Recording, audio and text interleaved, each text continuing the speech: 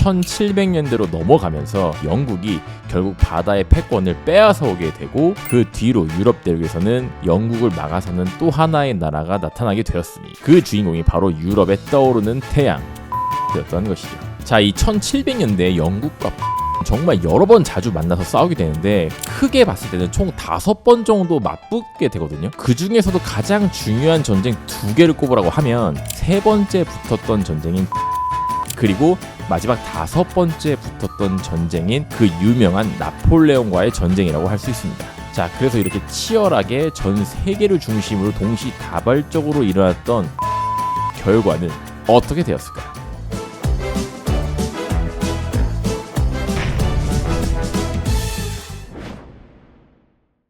안녕하세요. 쉽지만 깊이 있게 방앗간 세계사의 춘닥터입니다.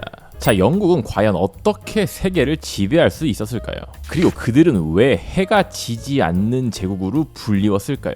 이렇게 세계를 지배했던 대영 제국의 비밀에 관해 지금 춘닥터가 시리즈로 진행을 하고 있는데요. 오늘은 영국의 최대 라이벌이라고 할 수 있죠. 바로 유럽 대륙의 강자 프랑스. 이 프랑스와 영국이 1700년대에 들어서 정말 불꽃 튀는 경쟁을 하기 시작하거든요. 그래서 오늘은 이 두 나라의 치열했던 이 라이벌리에 관한 이야기를 해볼까 합니다. 바로 시작하시죠.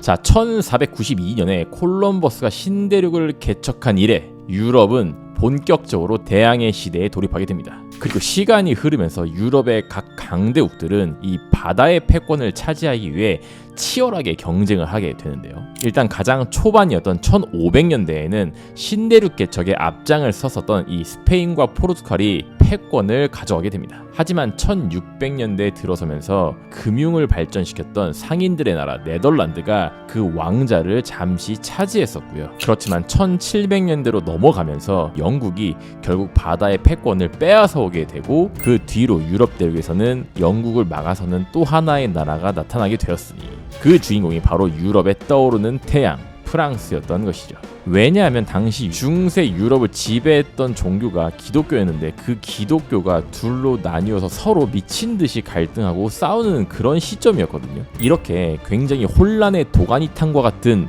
이런 상황에서 프랑스는 상대적으로 이 종교 갈등을 빨리 종식시키게 되거든요. 그렇게 종교가 일단 안정화된 후에 프랑스는 또 정치적으로도 굉장히 뛰어났던 인물들이 연달아 나타나게 되면서 권력이 왕에게 효율적으로 집중되는 중앙 집권 국가로 발전하는데 성공을 하게 되는 것이죠. 그리고 여기서 바로 정점을 찍게 되는 인물이 있었으니 그 사람이 바로 그 이름도 유명한 태양왕 루이 14세였던 것입니다. 자, 프랑스는 당시 기본적으로 유럽에서 인구도 가장 많은 나라였어요.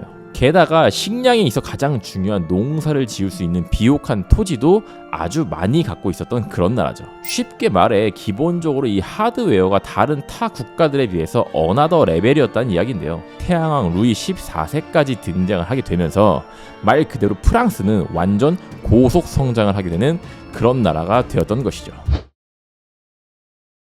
자, 그렇게 해서 이제 피할 수 없는 숙명의 라이벌전, 프랑스와 영국이 1700년대를 기점으로 드디어 본격적인 경쟁을 시작하게 되는데요. 일단 본격적인 경쟁에 들어가기 전에 이 두 나라의 특징에 관해서 간단하게 살펴보도록 하겠습니다. 이 특징이 좀 재밌는 게 라이벌답게 굉장히 상반된 성향을 많이 가지고 있었거든요. 그래서 어쩌면 이 두 라이벌전이 굉장히 색채가 짙었고, 또 어쩌면 정말 역사적으로도 치열한 불꽃 경쟁을 한 것은 아니었나, 이런 생각도 들게 되는 것 같습니다. 영국은 일단 왕이 다스리는 정치 시스템이 아닌 의회가 나라를 운영하는 입헌 군주제의 형태를 띠고 있었던 나라예요. 그리고 가장 중요한 돈줄인 영국의 경제 기반 같은 경우엔 네덜란드를 따라잡았던 금융업과 동인도 회사를 앞세웠던 해상무역이 영국의 주된 경제 기반이었죠. 마지막으로 전쟁에서 가장 중요한 부분이라 할 수 있는 군사력 같은 경우엔 세계 최강의 해군 전력을 보유하고 있었습니다. 자, 그렇다면 프랑스는 어땠냐? 아까 태양왕 루이 14세,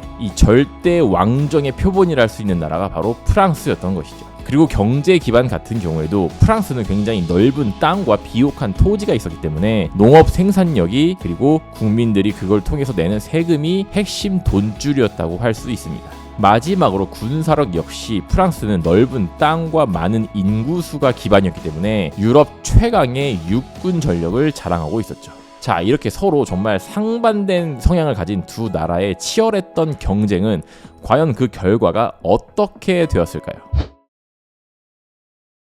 자, 이 1700년대 영국과 프랑스는 정말 여러 번 자주 만나서 싸우게 되는데 크게 봤을 때는 총 5번 정도 맞붙게 되거든요. 그리고 그 중에서도 가장 중요한 전쟁 2개를 꼽으라고 하면 세 번째 붙었던 전쟁인 7년 전쟁, 그리고 마지막 5번째 붙었던 전쟁인 그 유명한 나폴레옹과의 전쟁이라고 할 수 있습니다. 나폴레옹 전쟁은 굉장히 다룰 이야기도 많고 거의 후반부 내용이기 때문에 다음 기회에 다루도록 하고요. 오늘은 1700년대 유럽 시대의 하이라이트라고 할 수 있죠. 바로 7년 전쟁에 대해서 간단히 살펴보는 시간을 갖도록 하겠습니다. 자, 기본적으로 이 유럽이라는 대륙은 굉장히 많은 나라와 민족이 뒤섞여서 있는 그런 형태의 대륙이란 말이에요. 그래서 이 수많은 나라들이 서로 동맹을 맺기도 하고 또 뒤통수를 치기도 하고 편가르기도 하면서 치열하고 복잡단단하게 사는 경우가 많았습니다. 쉽게 말해 이 7년 전쟁의 시작 역시도 혼란스럽고 혼미한 상황에서 시작을 하게 돼요. 일단 전쟁의 발단은 유럽 대륙 본토가 아닌 저 미국과 캐나다가 있는 북미 대륙에서 시작을 하게 됩니다. 당시 북미 대륙 같은 경우엔 이 영국과 프랑스가 자신들의 식민지 확장에 열을 올리면서 서로 땅 따먹기를 하고 있었던 그런 시점이었거든요. 특히나 영국 같은 경우는 정말 많은 이주민들이 해안선을 쭉 따라 있는 동부 지역으로 이주를 한 상태였고 동쪽은 다 먹었으니 점점 더 서쪽으로 영향력을 확대하기를 원하고 있었습니다. 반면에 프랑스 같은 경우는 북쪽에 위치한 이 캐나다의 퀘벡 지역을 중심으로 오히려 캐나다에서 좀 더 남쪽으로 자신들의 방향성을 뻗어나가고 싶어 했었죠. 결국 서쪽으로 진군하던 영국과 남쪽으로 세력을 뻗어가던 프랑스가 미국 동부 지역 오하이오 강 주변에서 충돌을 하게 되면서 7년 전쟁의 발단격이라 할 수 있는 프렌치 인디언 전쟁이 시작을 하게 되는 것입니다. 그 불씨가 결국 유럽 대륙 본토까지 번져오게 되는 것이죠. 자, 당시 유럽 대륙 같은 경우는 이미 최강자 자리를 차지하고 있던 프랑스 외에 또 다른 새로운 나라가 떠오르고 있었거든요. 그리고 그 주인공은 바로 독일의 전신이라 할 수 있는 프로이센이라는 나라였습니다. 그리고 이 프로이센을 이끌던 당시 국왕이 전투의 천재라고 불렸던 프리드리히 2세라는 자였죠. 자, 갑자기 새로운 나라가 생겼는데 이렇게 되면 기존의 유럽 대륙의 강자들은 당연히 자신들의 땅을 빼앗길 수도 있는 상황이니 불안해졌겠죠. 그래서 이 새롭게 떠오르는 별과도 같던 이 프리드리히 2세를 압박하기 위해 원래는 서로 사이가 좋지 않았던 프랑스와 오스트리아 그리고 러시아까지 함께 손을 잡고 프로이센을 압박하기 시작합니다. 자, 당연히 이 프리드리히 2세 역시 가만히 당하고만 있을 수는 없었겠죠. 결국 프로이센은 이 유럽 대륙에서 강대국인 프랑스와 오스트리아, 러시아 셋을 혼자 상대하긴 벅찼기 때문에 당시 프랑스의 최대 경쟁자였던 영국과 손을 잡게 됩니다. 그리고 영국이 프랑스와 북미 대륙에서 부딪히는 이 프렌치 인디언 전쟁을 시작하게 되자 프리드리히 2세도 이 전쟁의 불길을 놓치지 않고 먼저 움직이기 시작하는 것이죠. 프로이센은 이 오스트리아 주변에 있는 작센이라는 지역을 먼저 선제적으로 침공을 하기 시작하면서 유럽 대륙 역시도 본격적인 전쟁의 소용돌이에 빠지기 시작하였고 우리는 이것을 바로 7년 전쟁이라고 부르게 되는 것입니다. 자, 그런데 이 7년 전쟁이 사실 단순히 유럽 대륙에서만 일어난 그런 전쟁이 아니었어요. 당시 유럽은 이미 각 강대국들이 자신들의 영역을 확장하기 위해 전 세계로 식민지를 넓히고 있었던 시점이었습니다. 그런데 이 상황에서 북미 대륙과 유럽 대륙에서 전쟁의 불길이 확산되게 되자 결국 세계 각지에 있는 식민지에서도 영국과 프랑스의 세력이 충돌하는 일이 발생하게 됩니다. 그리고 사실 이것은 영국의 전략적인 움직임이기도 했었는데요. 프랑스는 이미 유럽 대륙에서 전투의 천재 프리드리히 2세와 정면 대결을 해야 한다. 이렇게 되면 프랑스는 세계 각지에 뻗어있는 자신들의 식민지까지는 신경을 쓰기가 힘들게 되겠지. 우리 영국은 이 틈을 이용해서 세계 각지에 흩어져 있는 중요한 식민지들을 완전히 우리 것으로 만들면 되는 것이다. 자, 이렇게 해서 전쟁의 불길이 인도와 멕시코를 접하고 있던 해안인 카리브해 그리고 아프리카까지도 번져나가게 되는 것이죠. 자, 그래서 이렇게 치열하게 전 세계를 중심으로 동시다발적으로 일어났던 7년 전쟁의 결과는 어떻게 되었을까요? 승자는 바로 영국과 프로이센이었습니다. 자, 일단 프리드리히 2세의 프로이센 같은 경우 유럽 대륙에서 굉장히 고전을 했었지만 영국의 지원을 지속적으로 받으면서 결국 이 프랑스, 오스트리아, 러시아 삼각편대 파상 공세를 끝끝내 막아내는 데 성공을 하고 결국 프로이센은 유럽 대륙에서 멸망하지 않고 살아남는 데 성공을 하게 됩니다. 그리고 이 전쟁의 결과는 훗날 프로이센이 유럽의 정말 초강대국으로 발전하는 그 불씨로 계속 남게 된 것이죠. 그리고 영국 같은 경우엔 이 프랑스와의 식민지 쟁탈전에서 카리브해에 있던 설탕섬 몇 개를 제외하고 북미 대륙 그리고 인도, 아프리카 지역의 대부분을 모두 프랑스로부터 빼앗아내는데 성공을 하게 됩니다. 자, 그렇다면 과연 영국은 어떻게 해서 이 식민지 쟁탈전에서 프랑스를 압도할 수 있게 된 걸까요?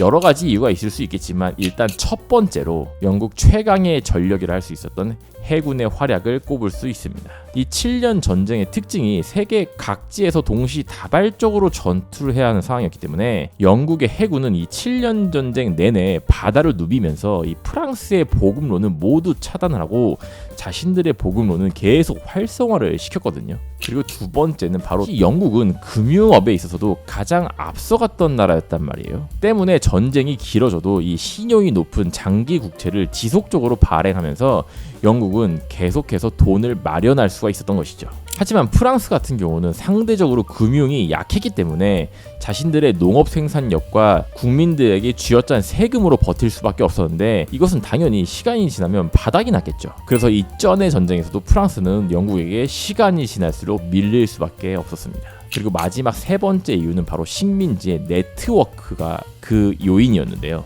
영국 같은 경우는 이 체계적인 동인도 주식회사가 이 식민지 각 지역에 촘촘하게 침투를 해서 이 현지인과도 치밀한 네트워크를 형성한 경우가 많았습니다. 이렇게 되면 현지인과 유기적인 시너지를 내면서 훨씬 더 효율적으로 전투를 수행할 수 있었겠죠. 하지만 이 프랑스 같은 경우는 이 식민지 네트워크를 만드는 능력도 훨씬 떨어지는 면이 있었고 결국 이 프랑스 본토에서 병력을 직접 계속 쏟아 부어서 싸우는 그런 경우가 많았기 때문에 훨씬 더 효율성이 떨어질 수밖에 없었던 것이죠. 자, 이런 이유들로 인해서 이 7년 전쟁의 결과는 영국이 프랑스에게 완벽하게 승리하게 되는 그런 결론을 맺게 되고 이 전 세계의 식민지를 대부분 영국이 가져가게 되는 그런 결과를 맞게 되는 것입니다. 자, 오늘 영상은 여기까지고요. 대영 제국의 시리즈는 계속되니까 구독과 좋아요도 잊지 말아주시고 춘닥터는 또 다음 영상에서 재밌게 만나도록 하겠습니다. 안녕.